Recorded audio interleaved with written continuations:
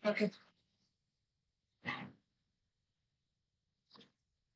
Oh, apakah suara saya terdengar? Dengar, Bu. Terdengar ya? Oke. Saya akan share screen untuk kuliah malam hari ini. Sebentar.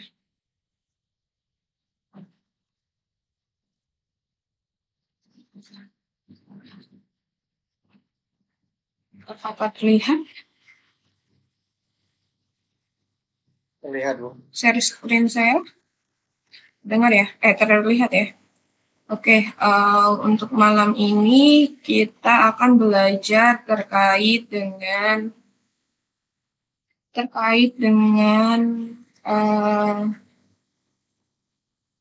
oke, konsep ukuran performansi dalam SWAM intelijen.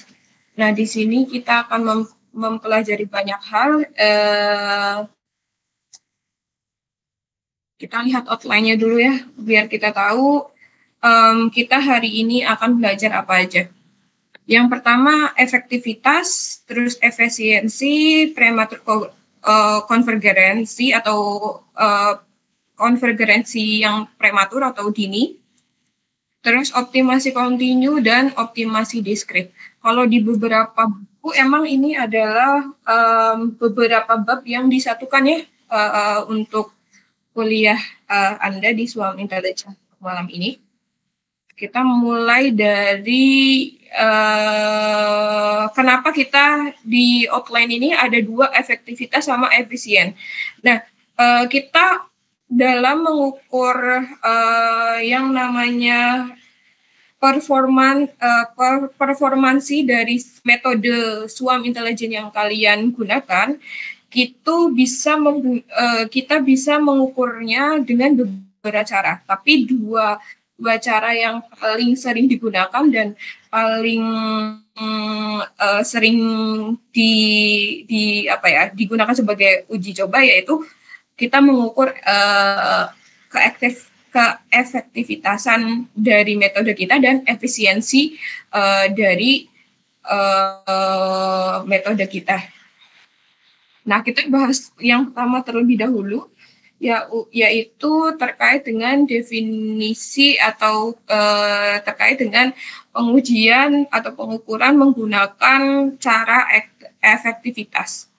Nah, efektivitas itu kalau kita buka di KBBI, efektif itu adalah mangkus. Silakan kalau misalkan kalian apakah benar efektif itu adalah mampu, silahkan dicari sendiri. Tapi secara definisi, efektivitas atau efektif itu adalah ada beberapa arti untuk berbagai macam hal. Contoh misalkan untuk sebab akibat, terus pengaruh, terus kesan terhadap sesuatu, itu efektivitas itu artinya efeknya. Terus kalau misalkan kita berbicara tentang obat, efektivitas berarti kemanjurannya atau kemujaraban dari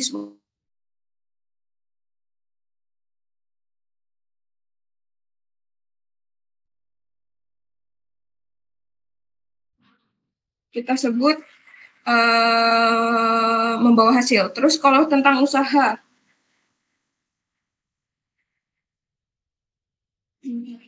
sepertinya delay ya. Kalau tentang usaha, kita efektivitas atau efektif itu berarti berhasil guna gitu ya. Terus kalau tentang peraturan atau tentang undang-undang, kita akan mengartikan efektivitas itu adalah mulai berlakunya. Efektivitas dari sebuah peraturan atau mulainya berlakunya peraturan seperti itu ya, dan sebagainya. Terus efektivitas di metode SI ini kita artikan atau di beberapa buku diartikan sebagai beberapa solusi terbaik ya yang dihasilkan sistem SWAM intelijen ya. SI itu maksudnya nanti ke depannya kalau misalkan saya ngomong SI itu bukan standar nasional atau standar internasional ya, tapi SI itu adalah SWAM intelijen disingkat menjadi SI gitu ya. Nah, dibandingkan dengan optimum globalnya. Jadi dia seberapa efektifkah metode swarm intelligence yang kita pakai atau yang kita gunakan. Seperti itu.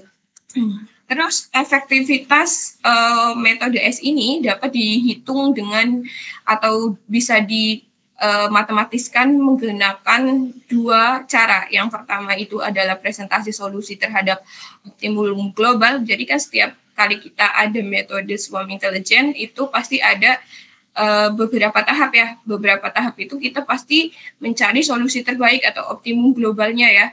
Jadi kita untuk melihat seberapa efektivitasnya metode swarm intelligence kita bisa menghitung presentasi solusinya, hasil solusi yang kita peroleh dengan optimum globalnya.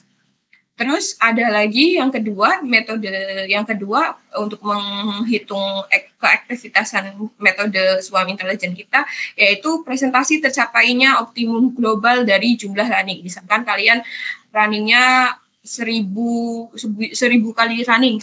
Nah, berarti nanti hasilnya atau solusi kalian tercapainya optimum global itu berapa kali? Misalkan dari 1000 kalian cuma 980 misalkan. Berarti nanti kita bisa presentasikan tercapaian optimum global tersebut dibandingkan dari jumlah running yang kita lakukan seperti itu ya. Kayaknya azan dulu sebentar ya, sekitar 5 menit atau 10 menit ya. Gak apa-apa ya? Gak apa-apa ya? Aman aja, Bu. Aman, Bu. Oke, aman ya. Kita saya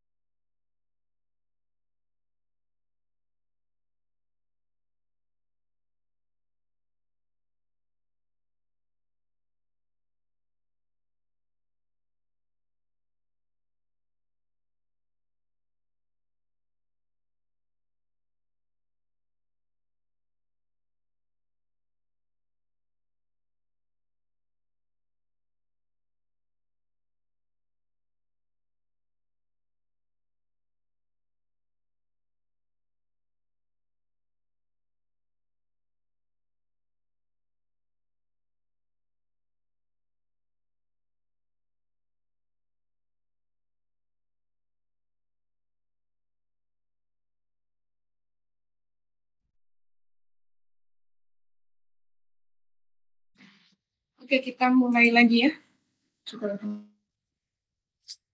Kita mulai lagi untuk materi yang tadi disampaikan.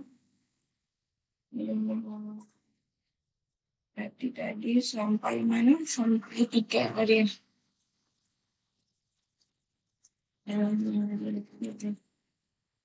Ini. Oke. Tadi seperti yang saya sampaikan sebelum azan. Jadi nanti efektivitas bisa dihitung menggunakan 2 cara, yaitu dengan presentasi solusi terhadap optimum global dan presentasi tercapainya optimum global dari jumlah running yang kita running ya. Yang pertama, presentasi solusi terhadap optimum global. Jadi kita akan membandingkan antara optimum global dan selisih dari solusi yang dihasilkan dari metode SI kita dengan optimum globalnya. Jadi rumusnya itu P sama dengan 1. Nah ini ya, P sama dengan 1 min S per G. S-nya itu adalah selisih dari hasil solusi SI kita dibandingkan di-compare dengan optimum globalnya dibagi dengan G. G itu adalah maksimum global atau global maksimum. Terus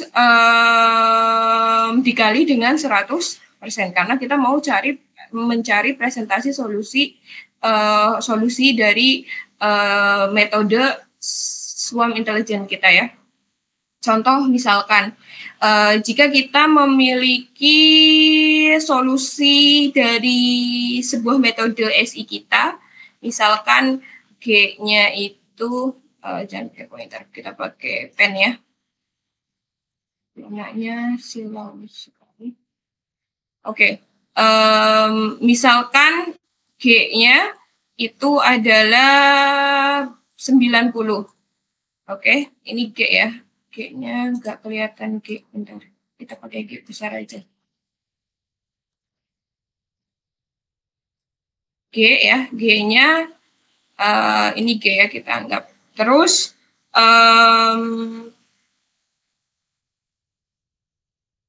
G-nya 100 aja ya, biar enak ya. Contohnya ya, biar nggak ganjil-ganjil. SI-nya aja deh yang 90 misalkan.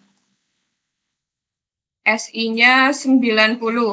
SI itu selisih antara solusi yang kita dapat dari metode swarm intelligence kita dibandingkan dengan maksimum globalnya. Contoh di sini G-nya misalkan 100. Berarti selisihnya berapa? Selisihnya berarti P kan berapa? 1 dikurang dengan selisihnya berapa berarti? S-nya berarti berapa? Selisih SI, ini maksudnya solusi dari SI kita ya. Ini ya. Kalau S-nya berarti berapa? Berarti kan perbandingan, ini 100 aja. Ini berarti kan perbandingan antara G dan SI kita ya. Berarti 100, ya kan? 100 dikurangi berapa? Nilai SI kita 90 ya. 90 dibagi dengan nilai G-nya berapa? 100 ya. 100 terus dikali dengan 100%. Dikali dengan 100%. Hasilnya berapa? Hasilnya berarti ini kan 1 dikurang ini berapa? 100 dikurangi 90 adalah 10. Dikali dengan dibagi dengan 100, G-nya 100 ya. Dikali dengan 100% ya. 100%. Berarti ini hasilnya berapa? 90%. Iya. 1 min ini berapa? 100. Ini berapa? 0,1. berapa? 1/10 berapa? 1 ya. Dikali dengan 100. Dikali dengan 100. Berarti di sini nanti dapatnya 0,9 dikali berapa? Dikali dengan 100%. Hasilnya berapa? 90%. Nah, berarti kita bisa melihat nih nilai efektivitasnya berapa dari metode swarm intelligence kita. Banyak ya metode swarm intelligence kita yang telah kita pelajari di mata kuliah ini ya. Nah, tergantung dari nilai solusi yang didapat berapa. Nah, itu kita bisa melihat seberapa efektif metode atau model yang kita buat dengan presentasi ini. Ini tulisannya ya. Hasilnya akan seperti ini ya. Perhitungannya sama aja, cuma kalau misalkan mau ditelaah atau diperjelas seperti apa tadi ya, seperti itu. Terus kalau misalkan cara yang kedua, tadi kan ada 2 cara ya yang kita bisa pakai untuk menilai seberapa efektifkah metode SI kita. Yang selanjutnya kita punya presentasi tercapainya optimum global dari jumlah runningnya. Contoh misalkan kita bisa merumuskan dengan Q sama dengan F per R dikali dengan 100%. Di mana Q-nya itu adalah presentasi tercapainya optimum global, F-nya itu adalah frekuensi tercapainya optimum global. Misalkan kalau misalkan kalian dari 100 running, misalkan dia tercapai optimum globalnya 90 kali misalkan. Ya berarti nanti tinggal masukin ke nilai F-nya itu adalah 90, kayak gitu ya. Terus R-nya itu adalah number dari run-nya. Jadi berapa kali kalian run-nya. Contoh misalkan kalau kalian punya metode kita mencapai optimum global sebanyak 95 kali, 5 kali ya, saat kita running semuanya, runningnya itu kita sebanyak 100 kali. 100 kali ya, kita 100 kali running. Kita tinggal masukin aja nilai Q-nya berapa. Q sama dengan F-nya berapa? F-nya 95 dibagi dengan 100 dikali dengan 100% ya. 100%. Berarti hasilnya presentasi tercapainya optimum global dari jumlah runningnya kita adalah 95%. Seperti itu ya. Nah, tergantung ini kalian punya datanya apa aja. Misalkan kalau kalian punya datanya S dan G misalkan, ya bisa kalian bandingkan menggunakan ini. Tapi kalau misalkan kalian tidak memiliki itu atau kalian punya runningan berapa, data runningan berapa, dan kalian mau menghitung presentasi tercapainya optimum global dari jumlah runningnya, maka bisa menggunakan rumus yang kedua. Sama aja ya, sama aja, kalian tergantung milihnya yang mana dan data yang tersedia yang mana. Nah, dua solusi ini, dua metode ini biasanya kita bisa menghitung dari dua metode ini nilai efektivitas metode swarm intelligence kita ya. Nah, selain efektivitas dari metode kita juga harus memperhatikan tadi ya, yang diperhatikan di SI secara umum atau secara biasanya yang biasa digunakan, yaitu kita menghitung efisiensi dari metode swarm intelligence kita ya. Efisiensi kalau dicari di KBBI, efisiensi itu adalah, kalau di dalam bahasa Indonesia itu adalah sangkil ya. Sangkil. Definisinya adalah tepat atau sesuai untuk mengerjakan atau menghasilkan sesuatu dengan tidak membuang waktu tenaga, dan biaya. Di sini ada 3K, kata waktu, tenaga, dan biaya ya.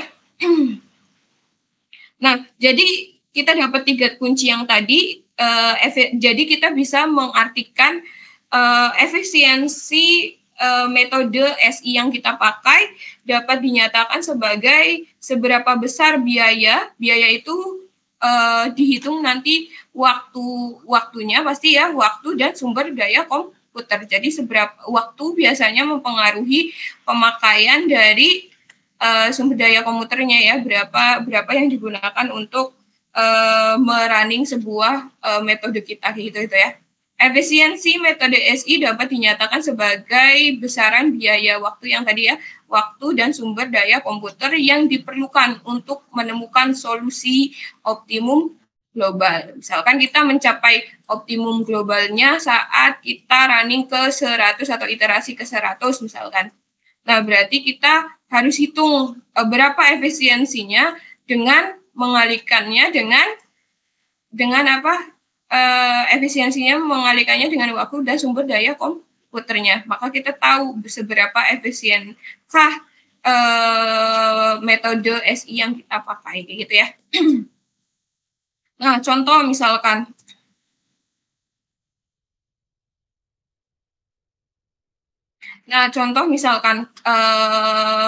saat kita gunain metode apa ya yang biasa dipakai kemarin deh, yang materi kemarin, BET algorithm ya, BET algorithm.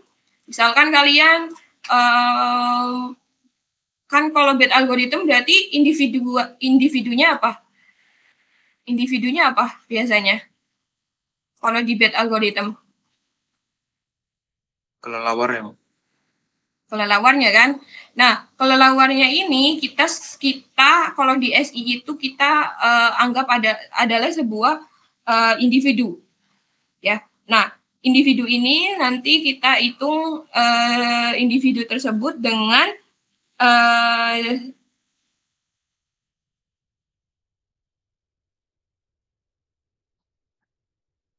jumlah iterasi yang kita perlukan agar mencapai sebuah solusi yang kita inginkan atau optimum global ya tadi ya, solusi optimum global kita. Berapa waktu dan tadi ya, waktu dan sumber daya komputer yang kita gunakan. Maka kita akan memperoleh seberapa efisienkah metode kita ya. Contoh misalkan kita punya BA, berarti individunya tadi ya, kata teman kalian itu adalah kelelawar. Contoh ini kelelawar ya. Misalkan kita punya 10 kelelawar. Kita punya 10 kelelawar atau bet ya, kita bilang bet aja. Kita punya 10 kelelawar. Nah, dari runningan kita atau dari metode yang kita pakai, yang BET algorithm itu, kita mencapai optimum globalnya atau optimasi globalnya itu di iterasi ke 500 misalkan ya. Misalkan 500. Berarti kan kalau kita kalikan 10 individu itu dengan iterasinya, berarti nanti ada berapa solusi? Ada 5.000 bakal calon solusi ya. Jadi kita menghasilkan 5.000 solusi ya.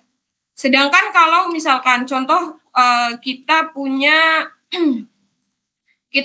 teman kita punya 8 kelelawar ya, bet ya, maksudnya bet aja ya biar sama. Dan dia mencapai solusi atau optimum globalnya itu di iterasi ke 600. Maka berapa jumlah calon solusinya? Berarti kan tinggal 8 dikali 600 ya. Hasilnya berapa? 4.000. Hasilnya berapa? 4.800. Nah, 4.800 dibandingkan dengan kita 5.000 lebih efektif yang mana? Punya teman kita apa punya kita? Yang 4.800. Iya. yang ini ya, yang apa namanya, yang 4.800. Tapi kalau misalkan ini kan sama-sama bit algorithm ya, kedua metodenya ya. Nah, ini mungkin kita tidak bisa kita bisa langsung mengcompare dengan itu.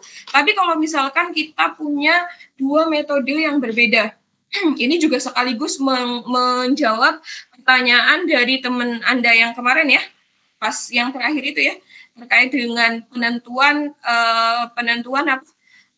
metode mana yang lebih bagus. Nah, kita harus hitung efisiensi dan efektivitas, dan biasanya kita bagaimana cara kita menghitung efisiensi dan efektivitas itu kita bisa mengcompare atau menarik konklusi dari paper-paper yang sudah ada yang seperti jawaban saya kemarin, dan juga kita bisa hitung sendiri dengan menggunakan atau mengukur efektivitas dan efisiensi metode kita seperti itu ya. Nah, kalau misalkan ini kan satu metode ya, satu metode ya, jadi masih gampang ya, karena strukturnya arsitek dari algoritmanya itu sama, dan yang digunakan sama ya, dan kesusahan dari tingkat algoritmanya dan sama ya, jadi kita bisa langsung mengcompare hasilnya dengan seperti itu. Tapi kalau misalkan kita mengcompare dua metode yang berbeda, so pasti kan dari metode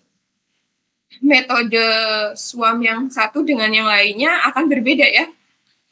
Misalkan PSO pernah belajar kalian PSO dengan Firefly udah ya juga. Firefly juga udah, Bu. Udah kan, oke. Dari kedua metode ini, kedua metode itu lebih susah mana, Firefly atau PSO secara arsiteknya, secara bergeraknya, secara arsitek pemodelan pergerakannya? Firefly sedikit lebih rumit. Lebih rumit secara komputasinya atau lebih rumit PSO? PSO kan partikel ya, pergerakannya ada vektor dan sebagainya ya. Kalau FA, kunang-kunangnya seperti apa? Kalau kunang-kunangnya dia memerhatikan intensitas cahayanya itu untuk komputasi. Iya kan? Komputasi. Jadi dia intinya kalau FA lebih sederhana ya daripada PSO ya, iya nggak? Coba perhatikan lagi PSO sama FA. Kalau secara umum, dan saya lihat dari beberapa paper juga lebih susah arsiteknya PSO ya, iya nggak? Karena PSO lebih dulu ya dari Firefly. Coba lihat lagi Fatir. Mungkin secara matematisnya lebih cenderung FA ya. Tapi balik lagi, kalau misalkan secara algoritmanya lebih kompleks mana, FA sama PSO?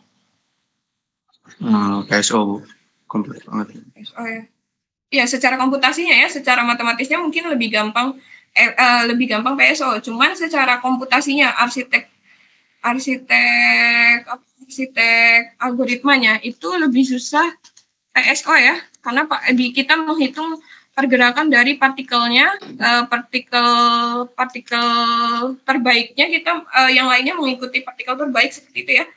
Kalau kunang-kunang kan pergerakannya lebih simple, secara beberapa jurnal juga arsitek FA lebih simple. Berarti kalau misalkan masalahnya mana yang lebih efisien, masalah diselesaikan dengan PSO menggunakan 20 partikel dan mendapatkan optimum, global optimumnya setelah 100 iterasi. Berarti kan kita tinggal kali ya. Tinggal kali ya. 200 dikali dengan iterasinya ya, yaitu kita peroleh 2000. Nah, sedangkan masalah kita misalkan punya metode FA, masalahnya diselesaikan dengan 50 kunang-kunang dan kita mendapatkan optimum global saat 60 iterasi. Berarti kan kita tinggal kalikan saja ya, 50 dikali 60 sama dengan 3000. Nah, dari dua metode ini, kalau secara perhitungan, mana yang lebih efisien? Yang PSO atau FA? PSO. PSO ya. Nah, tapi balik lagi yang tadi saya sampaikan tadi intronya PSO dan FA dari segi arsitektur pemrograman dia lebih cenderung lebih lama ya dibandingkan karena dia rumit untuk arsitektur programmingnya, dia akan memakan waktu lebih lama daripada FA. Makanya walaupun dari hitungannya dia terhitungnya lebih cepat, solusinya itu lebih sedikit, tapi dari kerumitan pemrogramannya FA lebih efisien. Karena apa? Dia lebih sederhana, cenderung sederhana, tergantung juga kompleksitas dari kurang-kurangnya. Cuman secara umum dia lebih sederhana sehingga dia waktu merunningnya lebih cepat. Jadi dia juga menghabiskan lama runningnya itu lebih sedikit dan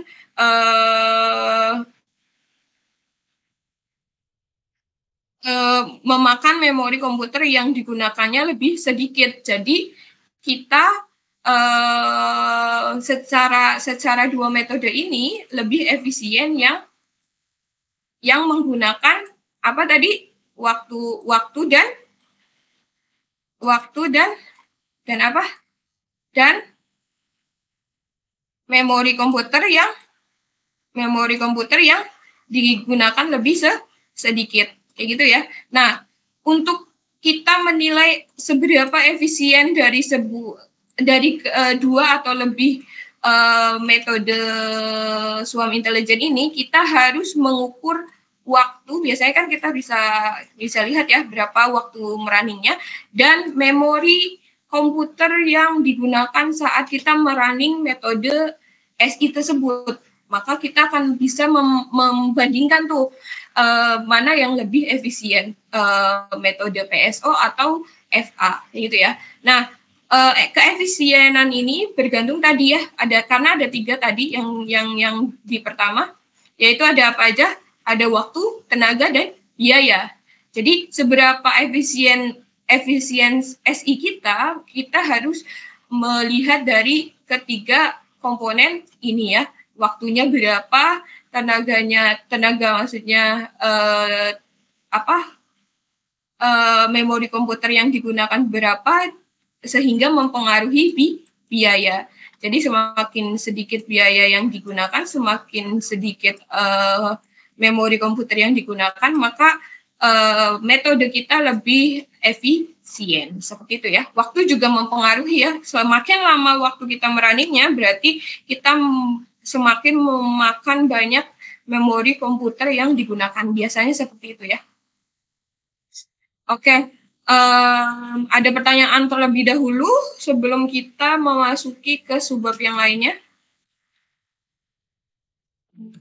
Ada pertanyaan terlebih dahulu?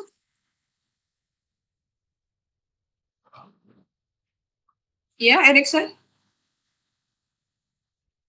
Boleh? Bu, mau nanya Bu. Iya, boleh. Berarti kan di sini artinya nilai optimum itu belum tentu efisien ya Bu ya? Ada nggak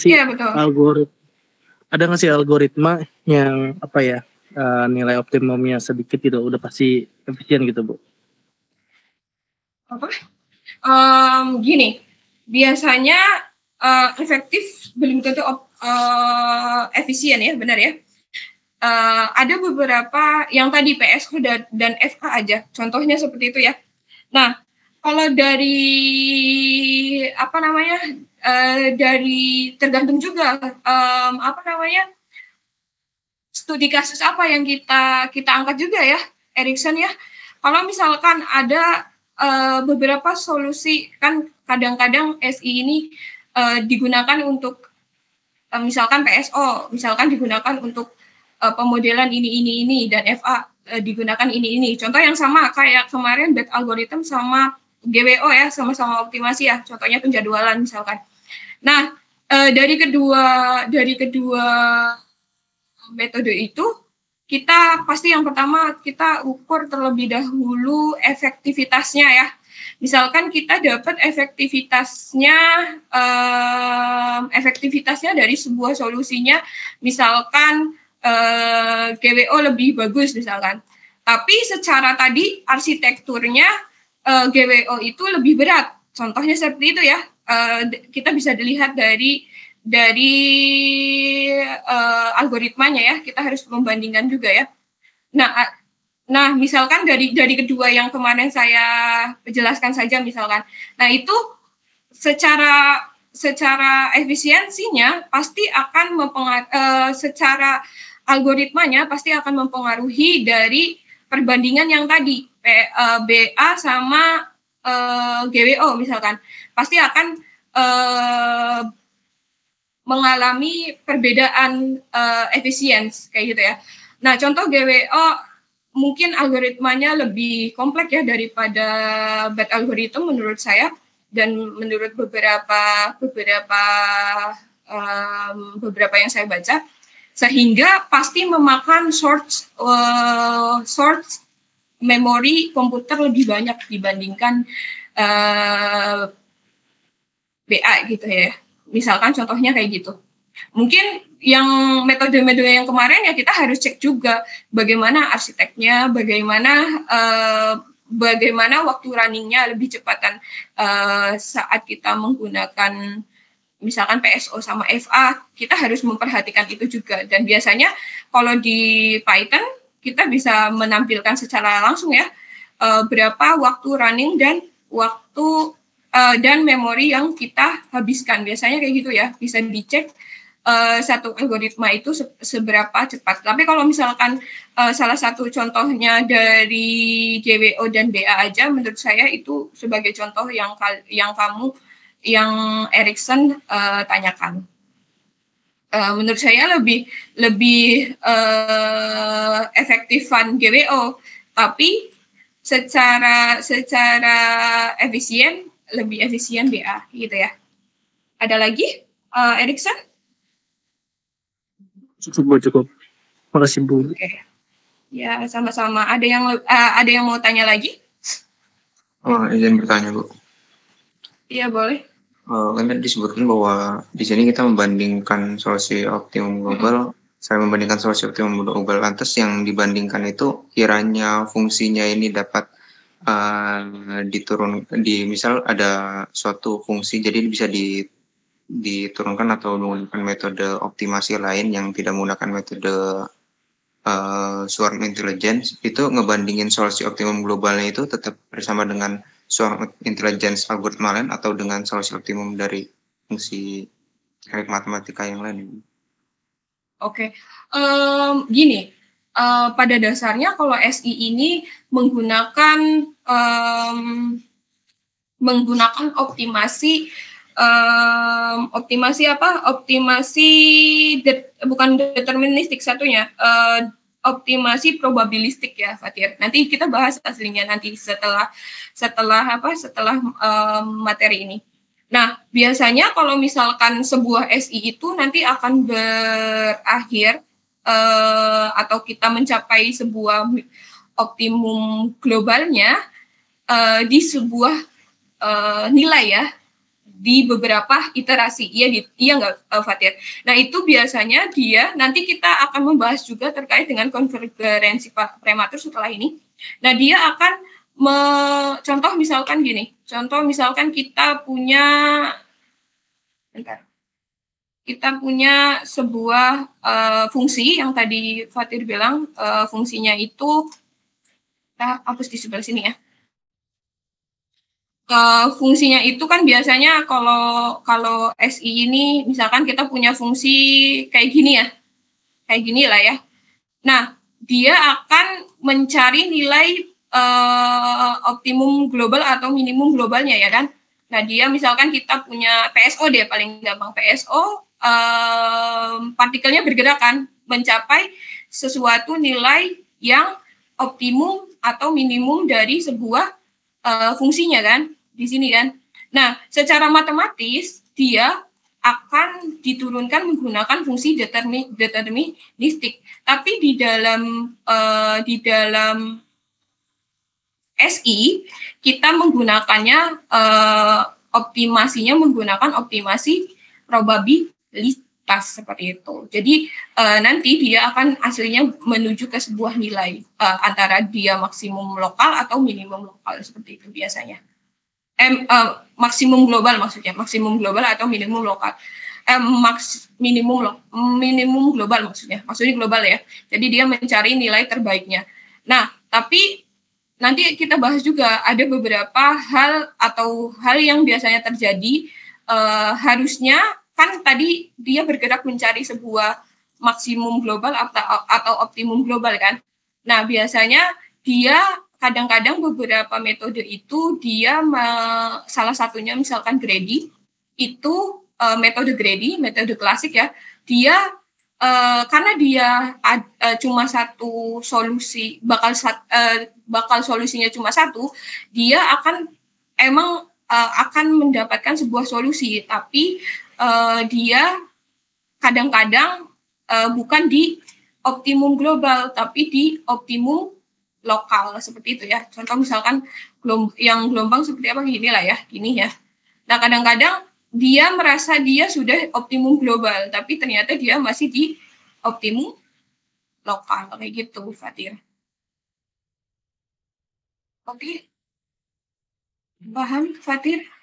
Nah, ini balik lagi ya, Kak, fungsi apa namanya pengertian dari optimasinya, fungsi optimasinya, kalian harus paham dulu seperti itu ya.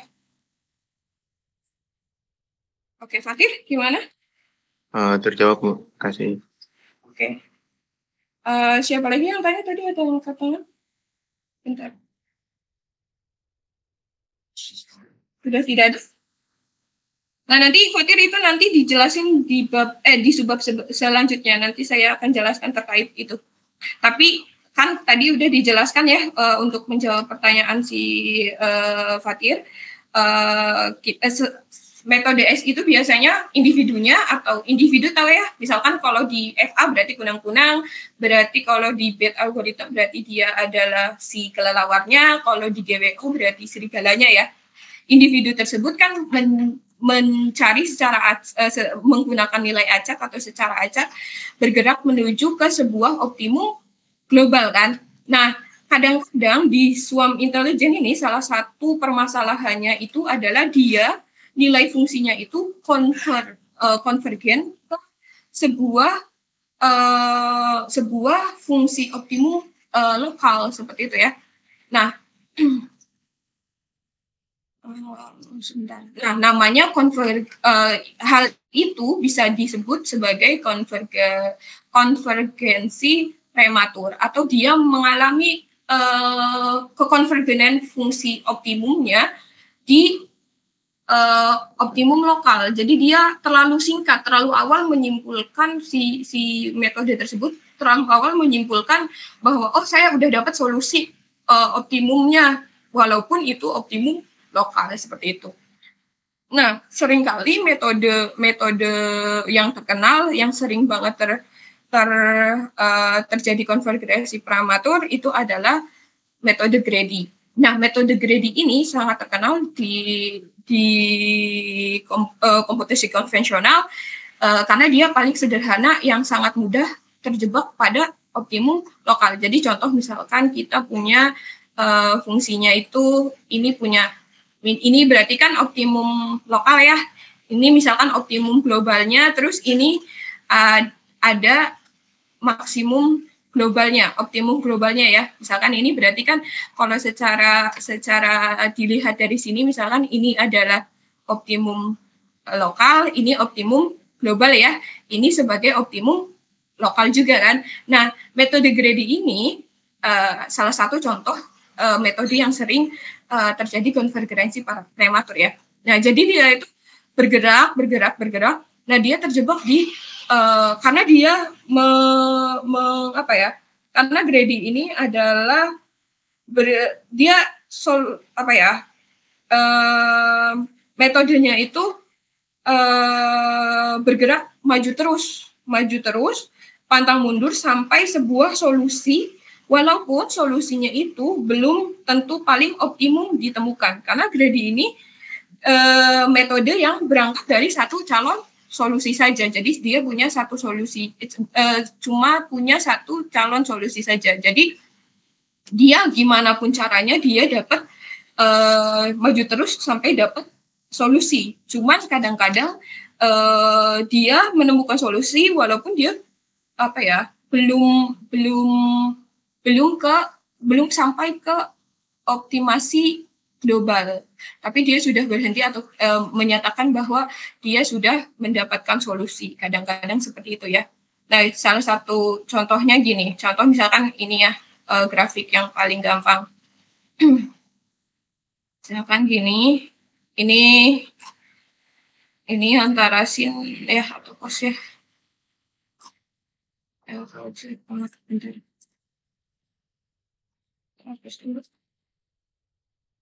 Contoh kita punya grafik kayak gini. Nah, dia bergerak dari misalkan dari kiri lah ya, paling gampang ya. Dari kiri misalkan saat dia solusi iterasi pertama dia ada di sini. Contoh ini iterasi I1 lah ya, T biasanya ya, kalau iterasi T1 misalkan.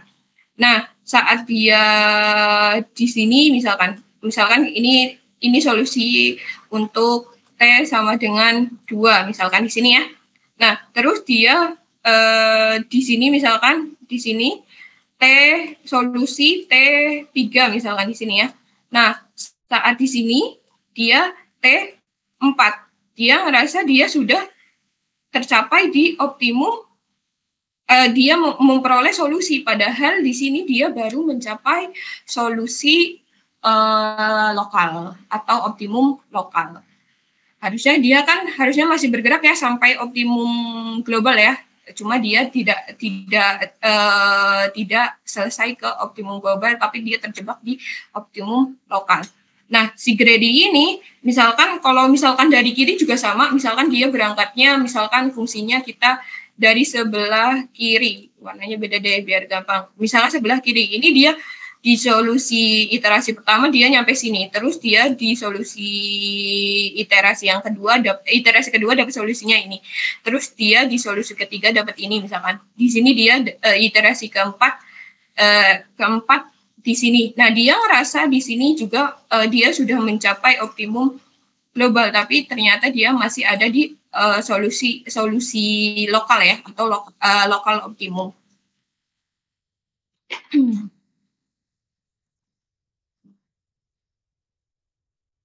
Nah, untuk menghindari optimum lokal dalam SI, Anda harus menyeimbangkan eksploitasi dan eksplorasi. Nah, salah satu hal yang penting di dalam penghindaran atau menghindari konvergensi prematur itu ada beberapa hal. Yang pertama, eksploitasi. Eksploitasi itu kalian kalau dengar eksploitasi apa coba? Kalau kalian dengar eksploitasi apa? Eksploitasi apa? Pengambilan secara masif. Secara masif ya. Biasanya apa? Minyak ya. Minyak bumi ya biasanya ya. Eksploitasi minyak bumi di daerah Bangka contohnya gitu. Eksploitasi minyak bumi di tengah laut misalkan gitu ya. Nah, sedangkan eksplorasi itu kita bisa menggambarkan itu sebagai contohnya itu eksplorasi itu pencarian tambang emas baru di suatu wilayah misalkan ya. Berarti kan dia meninggalkan tambang emas yang lama dan mencari tambang-tambang yang baru gitu ya. Nah, jadi kita bisa dari konsep itu, dari bahasa seperti itu, kita bisa mengartikan dalam SI itu, eksploitasi adalah tingkah laku sekumpulan individu untuk mencari solusi area sempit tertentu. Dengan kata lain, eksploitasi itu adalah pemfokusan. Jadi kalau misalkan solusi atau individu yang kita pakai, kita mengarahkan si individu tersebut ke suatu fokus ya. Atau kita bisa tulis di sini adalah eksploitasi itu adalah pemfokusan. Sedangkan eksploitasi tadi pencarian emas baru berarti kan dia punya di wilayah ini, misalkan punya emas di sini, terus mau cari emas-emas yang tambang emas yang baru ya. Jadi dia akan menyebar seperti ini ya, sampai dapat tambang emas yang baru ya. Berarti kita bisa tuliskan eksplorasi itu adalah sebagai penyebaran ya. Jadi ada dua hal tadi ya. Eksploitasi adalah fokusan, eksplorasi itu adalah penyebaran. Nah, penyebaran itu apa? Penyebaran apa? Penyebarannya itu adalah penyebaran arah pencarian solusi. Contoh misalkan ada nggak gambarnya ya? Ya ada, saya nggak kasih contoh. Misalkan tadi ya. Grafik yang tadi misalkan kayak gini ya, misalkan PSO lah ya, paling gampang kita modelkan PSO lah ya. Ini optimum global, terus ini berarti kan ada optimum lokal, optimum global, optimum lokal ya, ada tiga optimum ya. Nah di sini inisiasi dari PSO ini, misalkan kita ambil metode PSO lah contohnya ya. Jadi kita menyebar partikel, misalkan 5 partikel ya. Nah, kita menginisiasi 5 partikelnya misalkan di sini P1, P2, P3, P4 sampai P5 misalkan ya. Nah, terus pastikan dia mengarah ke sini ya, optimum lokal dulu ya.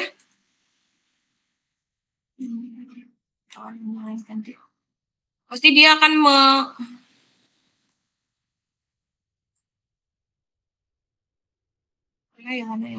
pasti dia akan partikel-partikel tersebut akan mengumpul di sini ya. Menganggap dia mendapat solusi atau maksimum lokal. Nah, dia melakukan eksploitasi dan terjebak pada maksimum lokal. Jadi dia melakukan melakukan eksploitasi atau pemfokusan dan dia mengarah ke sebuah atau terjebak di sebuah minimum lokal. Terus kalau misalkan kita lakukan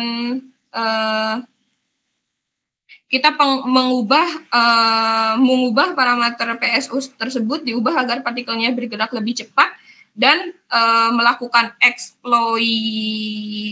eksplorasi ya, maksudnya eksplorasi solusi ke lokasi-lokasi yang jauh. Contohnya misalkan kita kan tadi kita membuat individunya berada di sini ya, lebih fokus di sini ya. Nah, kita lakukan eksplorasi. Eksplorasi itu adalah penyebaran tadi ya, penyebaran agar dia tergapai semua solusinya. Jadi dia tidak terjebak di solusi lokal ya, atau mengalami konvergensi prematur ya. Jadi kita melakukan eksplorasi atau penyebaran dari arah pencarian solusinya ya. Terus nanti pasti di beberapa iterasi nanti kan PSO tersebut mencari solusinya kan.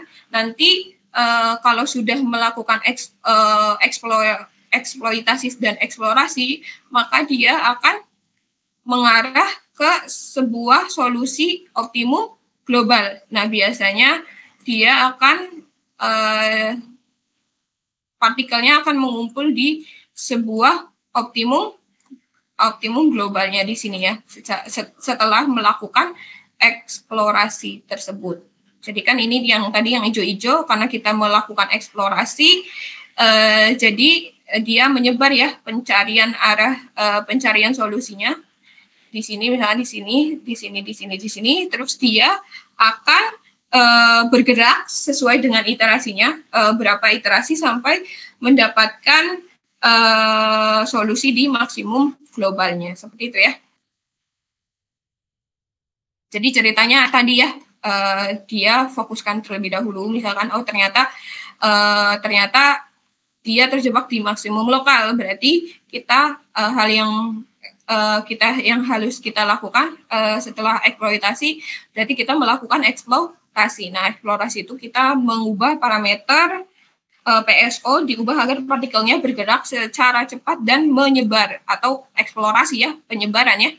Terus nanti kita di beberapa iterasi kita akan mencapai yang namanya solusi kita mencapai global optimum, seperti itu.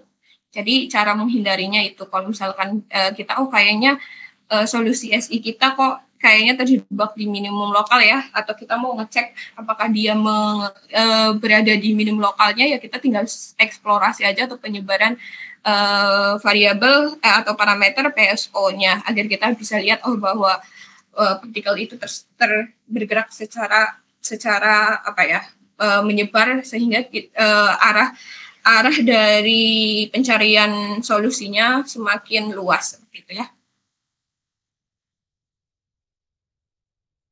Nah, ini langkah-langkahnya. Di beberapa buku itu ada langkah-langkah menghindari konvergensi dini dalam swarm intelijen. Yang pertama, Anda dapat menggunakan ukuran tertentu seperti varians atau standar deviasi. Ini kenapa kita sering membahas ini ya di komputasi. Dari nilai fitnessnya untuk semua individunya. Kalau misalkan individu B berarti kelelawar ya, misalkan kita menggunakan ukuran tertentu di standar deviasinya dari nilai fitness kelelawarnya, contohnya seperti itu ya. Nah, jika varian nilai fitnessnya semua partikel sangat rendah, maka partikel tersebut telah konvergen ke optimum lokal. Jadi kita harus lihat dulu nilai fitnessnya dari semua partikel itu tinggi apa rendah, tergantung dari perhitungan kitanya ya. Nah, kita harus berhati-hati. Kita harus hitung juga nilai fitnessnya dari semua partikelnya. Nah, kalau misalkan nilai fitnessnya kita sangat rendah, nah kita harus curiga bahwa kita mengalami konvergensi dini atau kita terjebak di minimum lokal. Nah, itu harus kita cek.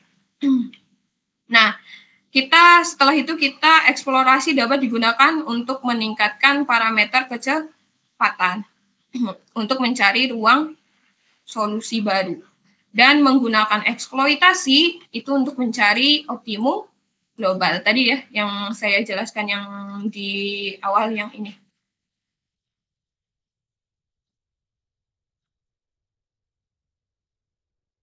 Ada pertanyaan terlebih dahulu, kita akan mengarah ke optimasi pada kasus SI. Nah, itu nanti kita bahas terkait dengan teknik-teknik optimasi. Nah, ada pertanyaan terlebih dahulu? Nanti saya juga, ini mungkin Fatir akan lebih terjawab di subbab ini ya, untuk pertanyaan yang tadi. Ada pertanyaan terlebih dahulu? Kalau tidak ada, saya lanjut. Oke, saya lanjut ya. Nah, ini aslinya subbabnya sudah berbeda ya daripada yang terdahulunya. Aslinya optimasi, kita akan judulnya swarm intelijen untuk optimasi, kayak gitu ya. ada beberapa teknik optimasi yang diterapkan di SI ya. Nah, tadi ya yang saya bilang kepada untuk menjawab pertanyaan dari Fatir. Jadi teknik-teknik optimasi deterministik. Nah, kan kita dulu pakainya teknik-teknik optimasinya itu secara deterministik ya. Pada 2000, kalau nggak salah ini buku 2010 ya, karya Suyanto. Kalau kalian mau cari silahkan, terkait dengan awal mulanya teknik optimasi deterministik ini memiliki kompleks, maksudnya untuk karya Suyanto ini mendeklarasikan bahwa komputasi optimasi deterministik ini kompleksitasnya sangat tinggi ya. Jadi teknik optimasi lain harus diciptakan atau harus berkembang kayak gitu ya. Nah, teknik-teknik optimasi ini juga sering disebut sebagai optimasi konvensional atau manual ya. Optimasi deterministik ini menghadapi beberapa masalah yang rumit, bahkan tidak mungkin diimplementasikan untuk menyelesaikan masalah yang kompleks yang berada di alam kita lah ya, di masalah-masalah hidup kita. Kan pemrograman itu kita lakukan untuk mempermudah kehidupan atau perhitungan kita ya. Nah, tapi beberapa teknik optimasi deterministik ini tidak bisa menyelesaikan masalah-masalah kita yang sudah semakin kompleks. Makanya untuk menyelesaikan masalah-masalah yang optimasi yang lebih kompleks, beberapa ahli komputasi dia menciptakan sebuah teknik optimasi lain, yaitu optimasi probabilistik. Nah, optimasi probabilistik ini sangat populer dengan sebutan SI. Nah, biasanya optimasi yang ada di SI itu adalah optimasi probabilistik. Jadi dia menggunakan konsep-konsep probabilistik ya, bukan deterministik lagi. Nah, kenapa optimasi deterministik ini diciptakan? Agar masalah-masalah terkait dengan fungsi kontinu maupun fungsi diskrit ini mampu diselesaikan menggunakan metode SI, seperti itu ya. Nah, optimasi ini dapat menyelesaikan tadi ya masalah fungsi kontinu maupun fungsi diskrit, sehingga dia lebih berperformance daripada optimasi deterministik. Dia teknik-teknik yang ada di probabilistik ini lebih lebih powerful dibandingkan optimasi deterministik. Nah, di dalam optimasi pada kasus SI atau SI di dalam optimasi ya, ini ada dua hal atau dua optimasi yang akan diselesaikan. Yang tadi ya, yang saya bilang optimasi kontinu dan optimasi diskrit, kayak gitu ya. Nah, untuk optimasi kontinu SI ini dibagi lagi menjadi dua, yaitu optimasi fungsi sederhana. Fungsi ada dua ya, fungsi sederhana dan fungsi kompleks. Nah, yang satu hal yang saya akan bahas pertama kali di optimasi kontinu itu adalah optimasi fungsi sederhana. Ada dua ya, nanti di optimasi pada kasus SI atau SI untuk optimasi itu ada dua, optimasi kontinu dan optimasi diskrit ya. Nah, untuk optimasi ada 2 juga, sederhana dan kompleks. Optimasi yang kita bahas pertama itu adalah optimasi fungsi sederhana. Contoh, apa yang contoh dari fungsi sederhana paling gampang Z ya, karena kita mainnya bukan 2 dimensi, kita mau main 3 dimensi, berarti kita menggunakan Z ya. Z sama dengan X kuadrat plus Y kuadrat gitu ya. Atau kalau misalkan kita gunakan Fx1, X2, berarti kan fungsinya jadi apa? X1 kuadrat ditambah dengan X2 kuadrat ya, gitu ya. Nah, ini termasuk dari fungsi sederhana. Ini masih sederhana ya, kalau dibentuk, kalau 1 dimensi itu pasti kayak gini, kalau 3 dimensi bentuknya kayak mangkok ya, ya nggak? Terlihat ya, X kuadrat plus Y kuadrat ya, kalau misalnya 1 dimensi kan kayak gitu ya. Kalau misalkan 3 dimensi berarti nanti bentuknya akan seperti mangkok kayak gitu ya. Ada ketindihannya Fx, Fx1, Xx2, atau kalau misalkan lebih gampang lagi Z lah ya. Nah, contoh langkah-langkah yang dalam S ini sangat general banget ya, inisial individu. Jadi kita misalkan kalau BA individunya ya berapa kelelawarnya, kalau misalkan PSO berapa partikelnya, atau FA berapa kurang-kurangnya gitu ya. Terus kalian harus mendefinisikan nilai fungsi fitnessnya seperti apa, atau tentukan nilai fungsi fitnessnya seperti apa. Terus kalian pilih metode dari SI-nya, terserah apapun. Nah, yang contoh yang fungsi yang saya tuliskan itu adalah salah satu fungsi contoh fungsi untuk mencari minimum. Fungsinya ini ya, X1 kuadrat ditambah X2 kuadrat. Kalau misalkan kalian bingung karena kalian biasa pakai X sama Y, berarti ya tinggal lihat ini aja ya yang pertama. Tapi kalau misalkan kalian paham ini ya sama aja dengan fungsi yang pertama.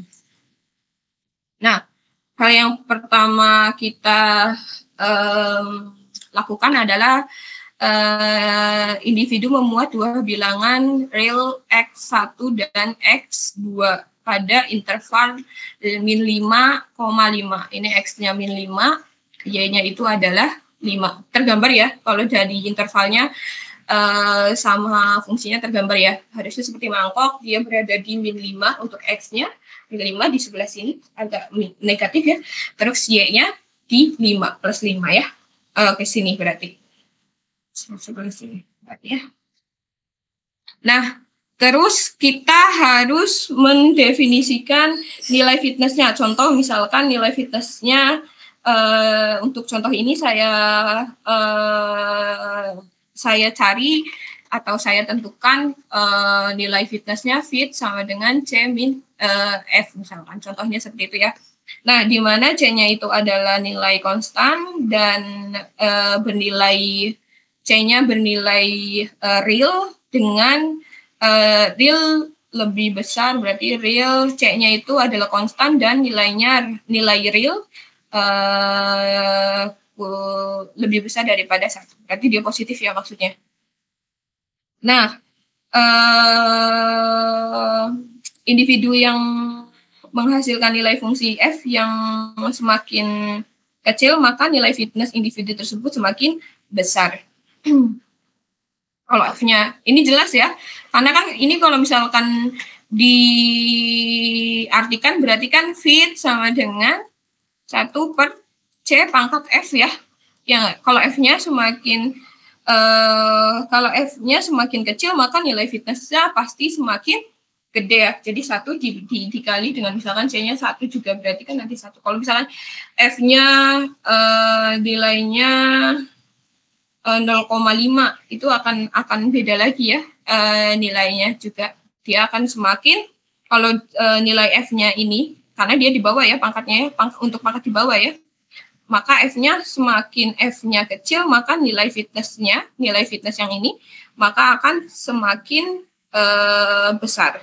jika nilai dari individunya itu menghasilkan nilai F-nya sama dengan 0, maka nilai fitnessnya dari individu tersebut berapa? Kalau misalkan 0 di sini. 1 ya, berarti 1 per, ini kalau misalkan C pangkat 0 kan berarti 1 ya, berarti dia akan menghasilkan nilai fitnessnya adalah 1. Nah, jika sebuah individu menghasilkan nilai F-nya, jika F-nya lebih besar daripada 0 misalkan, maka nilai fitnessnya dari individu itu akan lebih besar daripada 1. Gitu ya.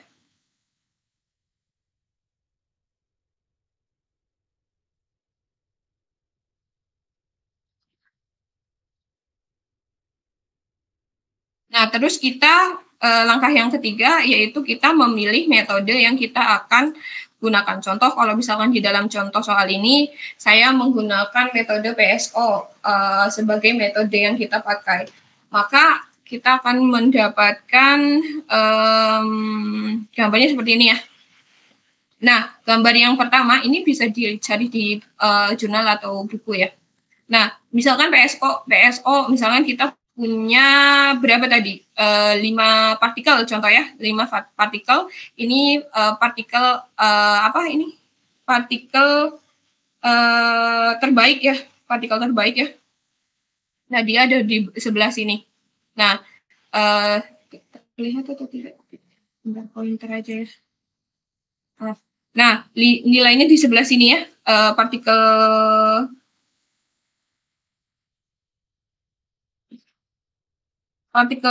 terbaik ya. Nah, terus dia ini gambar, ini terlihat ya kayak mangkok ya. Jadi dia bukan ke atas ya. Itu ilusi optik aja, ilusi yang kalian lihat aja. Padahal dia itu bentuknya kayak gini ya. X1 di X1 kuadrat ditambah X2 kuadrat atau ini nilainya batasnya tadi dari min 5 sampai 5. Ini batasnya yang tadi ya. Nah, menggunakan PSO dengan 5 partikel ya tadi ya, 1, 2, 3, 4, 5 yang menyatakan calon solusi. Nah, ini menyatakan calon solusinya ya. Pada generasi pertama, kelima partikel tersebut dibangkitkan secara acak dan tersebar, tidak teratur karena diacak ya, pakai nilai acak ya. Dan menghasilkan nilai-nilai yang jauh lebih optimum. Maksudnya dia menjauh dari dasar mangkoknya ya. Kalau misalkan kita bayangkan itu mangkok, partikel-partikelnya itu masih jauh dari optimum globalnya atau dasar lembahnya masih, karena dia masih menyebar ya. Nah, terus untuk iterasi atau generasi kedua atau iterasi kedua ya maksudnya ya, 4 partikel bergerak mengikuti partikel terbaik. Nah, ini kan tadi di sini ya, terus dia berada di sini ya, dia bergerak ya, dari sini bergerak, jadi ada pembaharuan posisi dari partikelnya. Nah, terus kita memiliki nilai fitness terbaiknya diberi lingkaran. Nah, nilai fitnessnya di sebelah sini. Nah, terus nanti seiring dengan iterasinya dia akan menuju ke sebuah optimum globalnya ya, atau di lembahnya. Nah, seperti ini. Dia akan semakin mendekat ke sebuah optimum global. Nah, terus dia kalau misalkan sudah dekat dengan optimum globalnya, dia nilainya, solusinya akan konvergen terhadap optimum globalnya. Jadi fungsinya itu tadi kan X kuadrat plus X1 kuadrat ditambah bukan Y ya, X2 ya kalau di sini. X2 kuadrat itu dia solusinya akan mendekati ke sebuah atau ke konvergen ya, atau konvergen terhadap optimum globalnya, ke dasar optimum globalnya kita anggap di dasar fungsinya ya, di lembahnya tersebut. Nah, pada gambar yang terakhir dia akan konvergen. Nah, ini generasi keempat atau iterasi keempat, dia kelima partikel tersebut sudah konvergen kepada optimum atau mengarah kepada optimum global atau dasar lembahnya kayak gitu ya. Nah, itu nanti biasanya iterasinya sudah berakhir kalau misalkan dia berada di optimum globalnya. Nah, ini masih gampang ya fungsinya ya, x kuadrat plus y kuadrat kayak gitu ya. Jadi dia tidak ada optimum atau minimum globalnya ya. Kalau misalkan di dalam grafiknya juga terlihat ya, dia hanya ada minimum global kalau misalkan di matematika ya. Nah, ini udah konvergen berarti sudah selesai untuk perhitungan atau PSO kita. Nah, tadi kan udah bahas terkait dengan fungsi yang simple atau fungsi yang lebih sederhana ya. Fungsinya bentuknya cuma kayak gini doang, kayak mangkok doang. Nah, selanjutnya kita akan membahas tentang optimasi fungsi kompleks. Jadi optimasi kan kalau tadi fungsinya masih simpel ya, kita akan beralih ke sesuatu optimum fungsinya itu tapi kompleks seperti itu. Nah, langkah-langkah SI-nya sama ya untuk langkahnya mah. Nah, contoh dari optimasi fungsi kompleks ini adalah kita mau cari nilai minimum dari fungsi ini f1, x2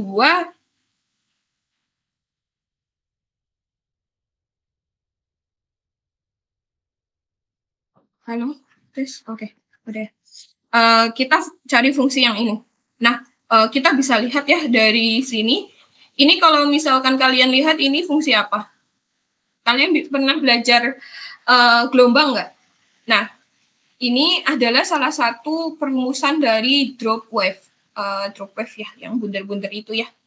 Nah, di sini ada satu plus cos, ini kosinus ya, kosinus ini lingkaran ya, kelihatannya dari akar x1 kuadrat ditambah x2 kuadrat ini pasti ada lingkarannya. Jadi emang gelombang lingkaran-lingkaran kayak obat nyamuk. Kalian pernah lihat obat nyamuk?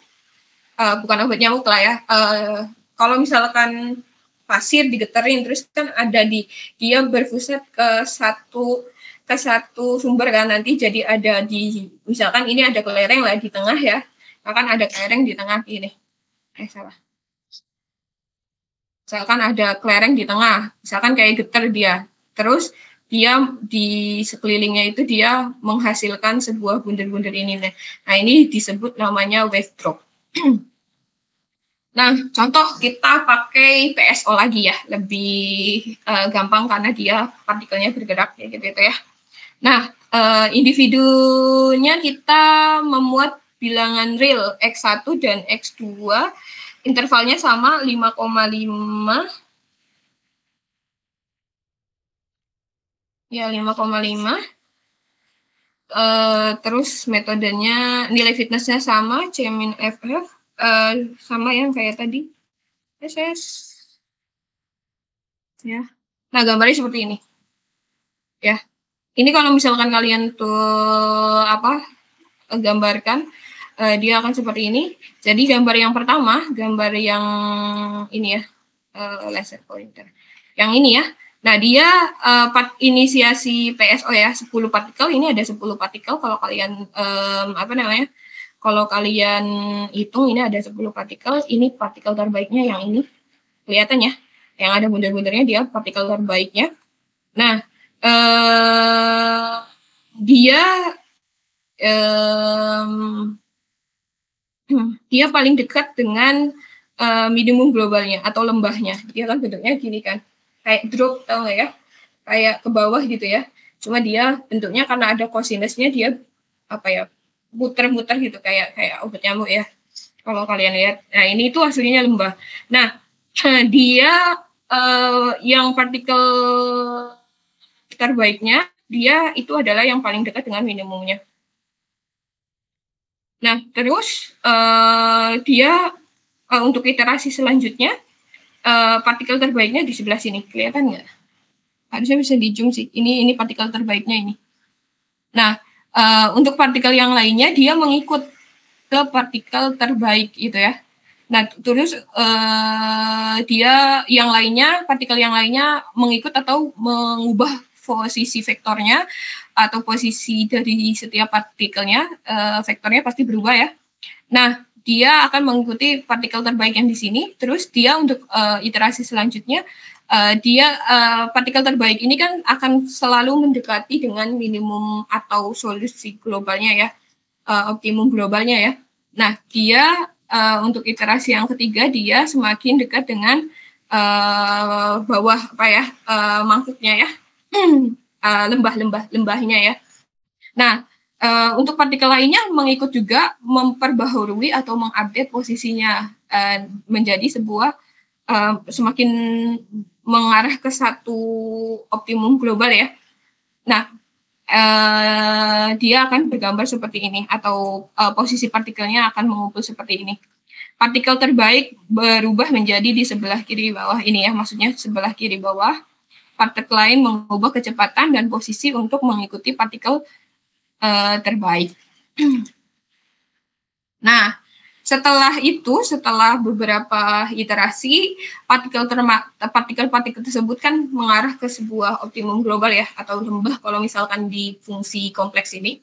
Nah, dia partikel-partikel tersebut semakin konvergen ke posisi yang hampir sama, sangat dekat dengan minimum globalnya atau optimum global, karena dia contoh kasus untuk minimasi atau minimum, mencari minimum, jadi dia minimum global. Ngerti lah ya, Mas, kenapa tadi optimasi globalnya itu adalah minimum.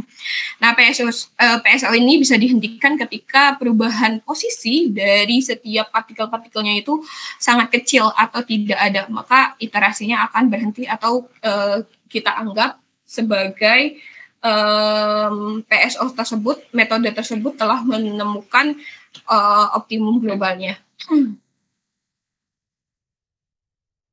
Nah, kita cepet-cepet ya, waktunya sudah habis. Barangkali mau nonton bola, udah nggak sabar dah kalian. Oke, selanjutnya selain untuk fungsi-fungsi yang kontinu, kita juga SI ini karena dia optimasi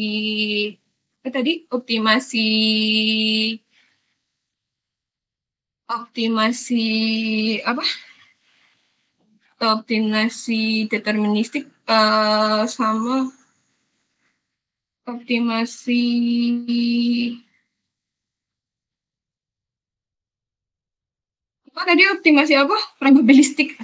probabilistik. Jadi dia akan dapat digunakan juga untuk optimasi diskrit. Nah, optimasi diskrit ini menggunakan fungsi-fungsi diskrit. Kalau tadi kita bahas tentang kontinu, fungsi-fungsi kontinu, kita akan untuk optimasi yang selanjutnya itu adalah optimasi diskrit. Nah, agar dapat digunakan dalam menyelesaikan masalah-masalah optimasi diskrit, algoritma SI ini menggunakan pengkodean individual, menggunakan bilangan real, harus diubah menjadi pengkodean. Nah, di sini juga aslinya pengkodean tersebut dibagi lagi mungkin, tapi di lain kesempatan kita akan membahas terkait dengan pengkodeannya ya. Pengkodeannya ada beberapa, ada BC atau binary codification, ada integer codification, terus ada real codification. Nah, itu mungkin kalau kalian tertarik dengan skripsi terkait dengan SI ini, mungkin akan memperdalam lagi. Nah, untuk menangani atau pengubahan kontinu menjadi sebuah fungsi diskrit, kita memerlukan beberapa metode transformasi. Namanya metode transformasi diskritasi. Terdiri dari beberapa hal, aslinya banyak ya, cuma yang terkenal itu ada 5. Yang pertama itu fungsi sigmoid. Fungsi sigmoid ini banyak banget ya digunakan di beberapa metode di machine learning, di basis data dan sebagainya ya pokoknya. Pasti kalian pernah nemuin yang namanya fungsi sigmoid. Yang kedua itu ada kunci acak atau kalau dalam bahasa Inggris itu lebih terkenal dengan nama random key. Terus ada nilai posisi terkecil, atau kalau misalkan kalian bisa cari di paper-paper internasional itu bisa namanya smallest position value. Terus ada prioritas nilai besar atau grid value priority. Terus ada yang namanya yang terakhir yang terkenal itu adalah integer terdekat. Nah, biasanya paling sering digunakan adalah fungsi sigmoid sama kunci acak ya. Tapi bisa kelima ini, bisa yang lainnya juga bisa.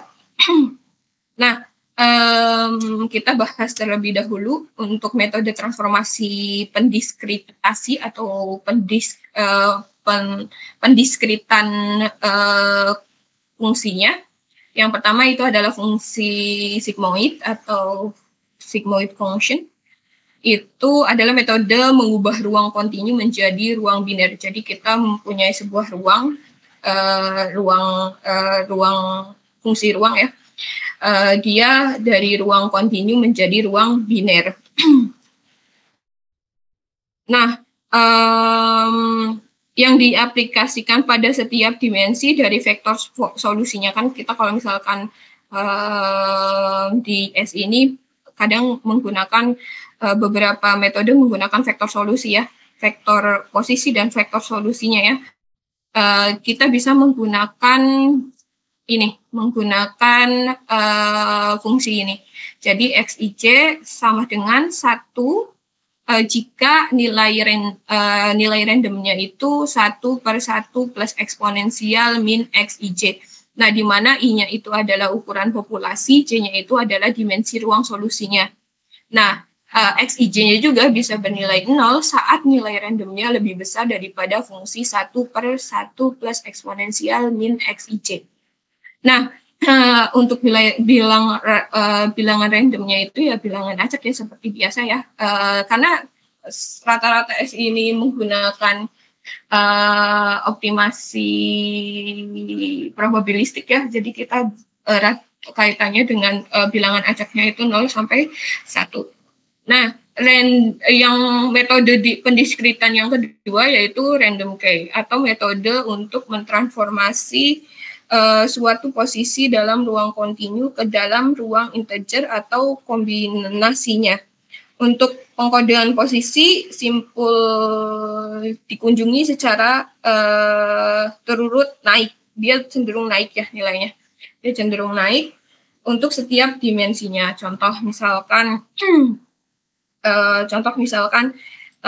nilai X-nya, ini kan pengkodean ya, pendiskritan ya.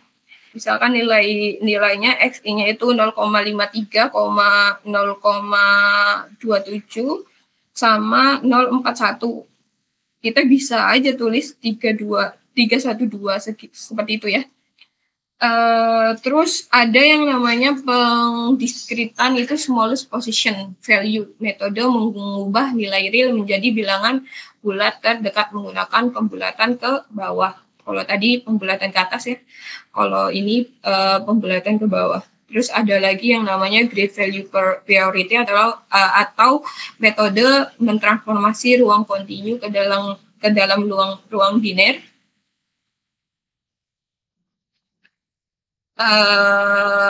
Ini agak kompleks ya. Untuk grid value priority nanti dia akan harusnya ada keterangan lagi, nanti saya tambahkan ya. Dan nanti jadi ada nilai yang namanya XI dengan elemen terbesar terpilih.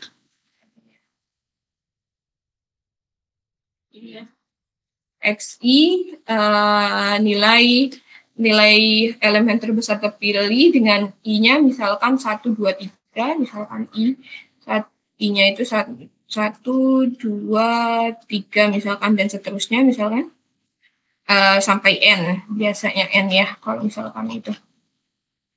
Terus posisi dianggap sebagai posisi pertama.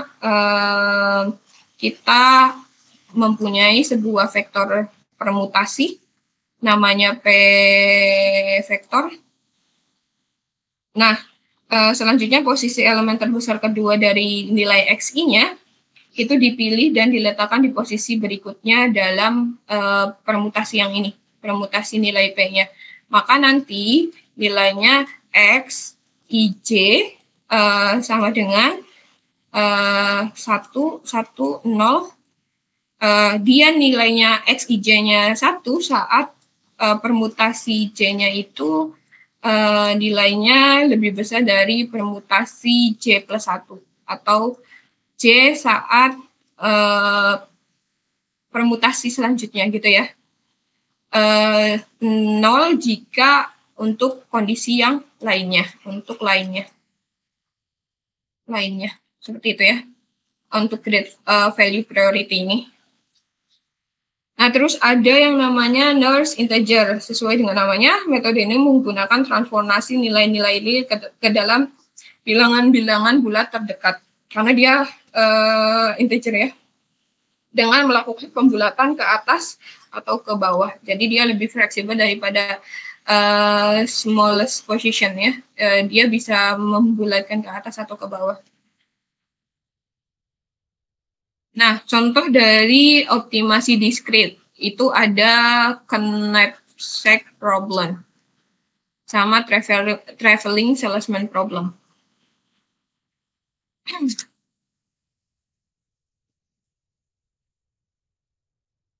Nah, knapsack ini contoh adalah optimasi klasik ya untuk pengepakan barang. Jadi misalnya kita punya sebuah kardus, gimana caranya kardus tersebut terisi penuh dengan optimal seperti itu ya biasanya. Nah, kalau traveling salesman problem ya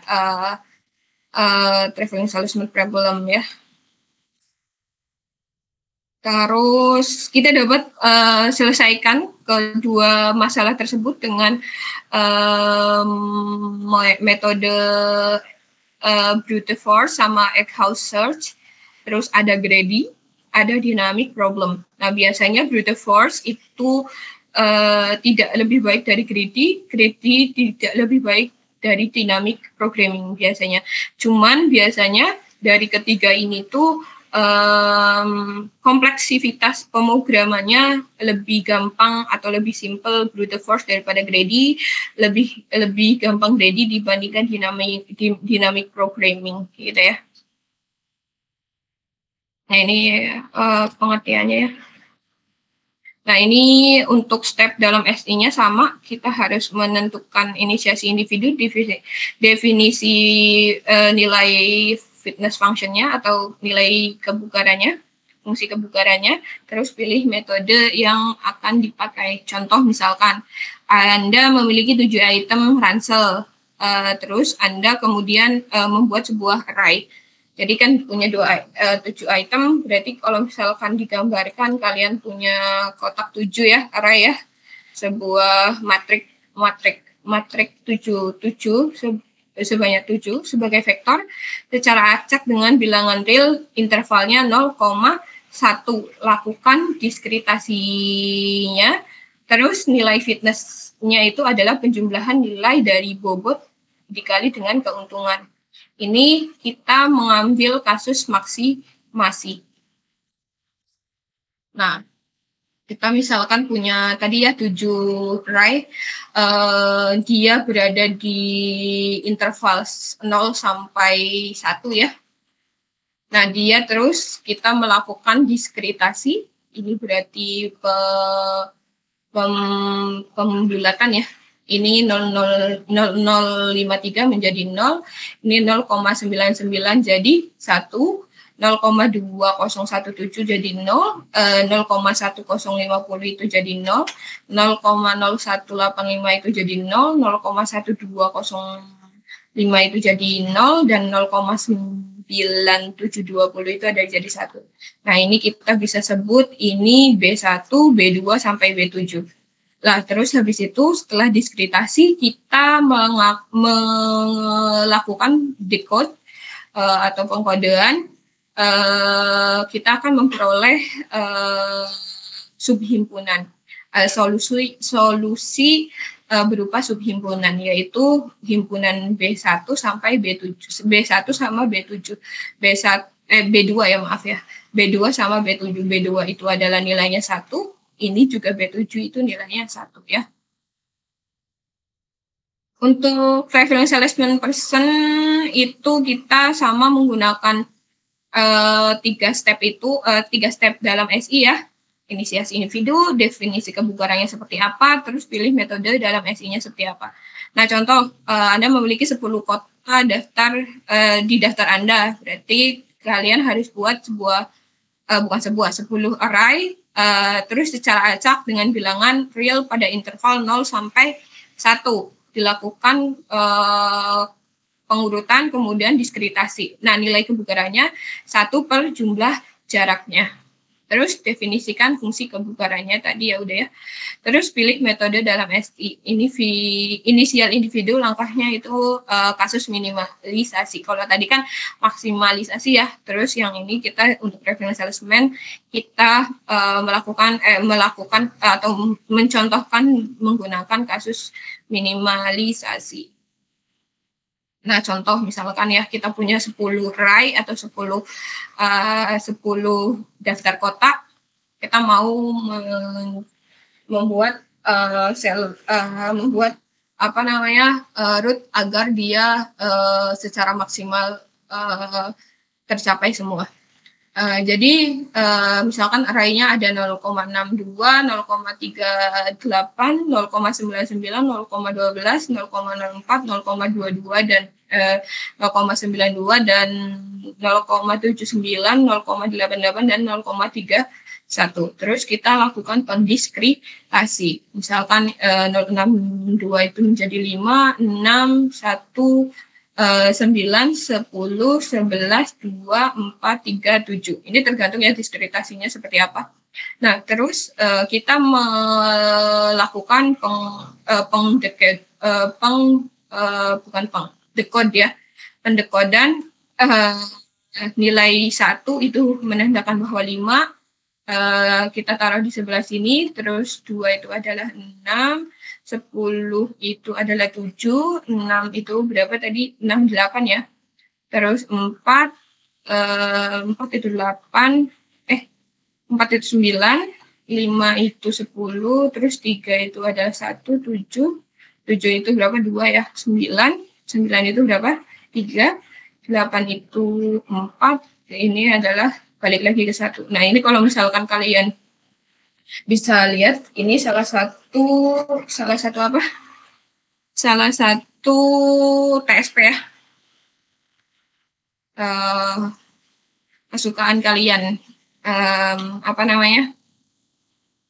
metode kesukaan kalian. Nah, sebuah individu berupa vektor nilai real ya, yang didiskretasi menjadi vektor nilai integer, faktor nilai integer, jadi dia diintegerkan ya, dari 5 informasi dia menggunakan integer. Terus yang menyatakan terurut kunjungan dan dikode menjadi solusi berupa calon solusi TSP. Nanti dia akan menjadi seperti ini, seperti itu ya.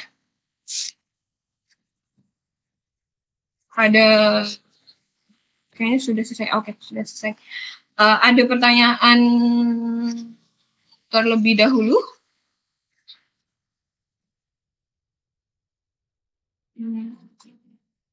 Ada pertanyaan terlebih dahulu? Tidak, Bu. Tidak. Oke. Untuk kalau tidak ada, silahkan absen ya. Absennya.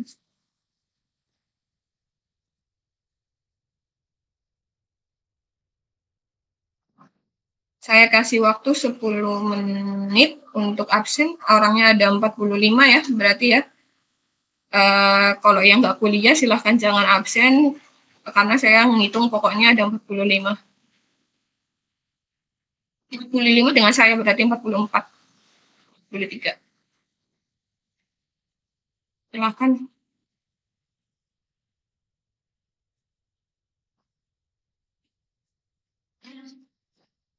Nah, nanti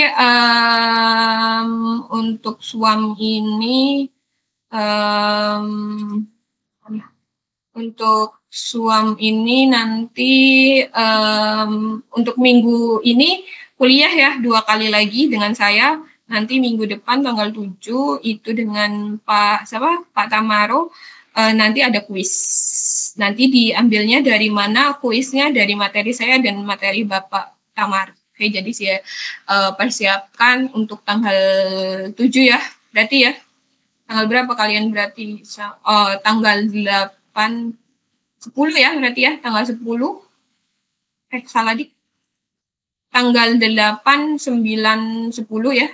Nah, itu nanti ada kuis. Silakan kalian pergunakan waktu kalian untuk belajar kuis.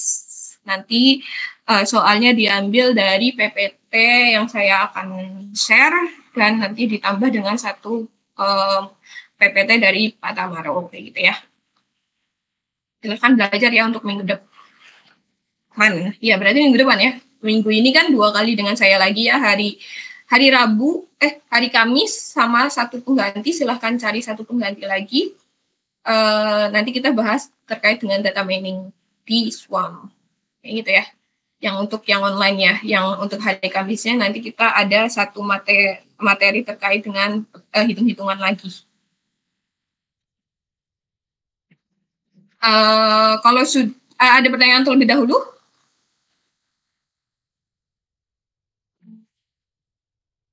Iya, silakan. Untuk PowerPoint-nya apakah nanti akan dibagikan, Bu? Malam ini saya bagikan. Dua mata kuliah ya.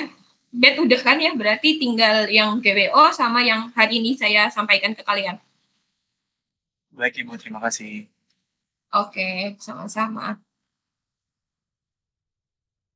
Untuk saya akhiri, kalau tidak ada pertanyaan lagi, barangkali kalian mau nonton bola ya. Ya, silakan. Menurut Ibu yang menang siapa, Bu? Indonesia Pride Indonesia ya. Indonesia bukan sih? Indonesia kan malam ini? Iya, Bu. Ya, doa aja. Ada ya? Daripada kalian nonton sambil kuliah, nggak efektif juga ya. Oke, untuk hari ini saya akhiri kuliahnya. Assalamualaikum warahmatullahi wabarakatuh. Selamat istirahat semua. Waalaikumsalam, Bu. Terima kasih, Bu. Baik, Ibu. Terima kasih.